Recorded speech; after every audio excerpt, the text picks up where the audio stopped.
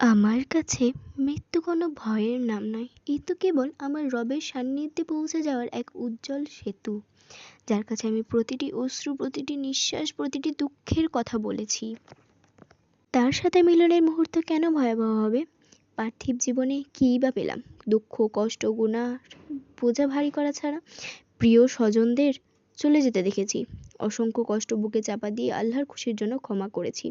তবুও হৃদয়ের প্রতিটি ব্যথা সেই মাওলার কাছেই সঁপে দিয়েছি, যার জন্য এত ত্যাগ ও যিনি এত দয়ালু, যার রহমত আসমান জমিনের চেয়েও বিস্তৃত।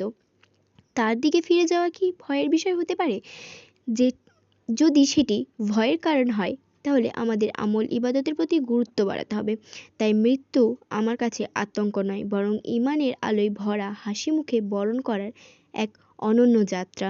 রবের বিধিবিধান মেনে তওবা ও আমলে নিজেকে প্রস্তুত করে আমি চাই মৃত্যুকে জান্নাতের দরজার প্রথম কড়া নাড়া হিসেবে গ্রহণ করতে।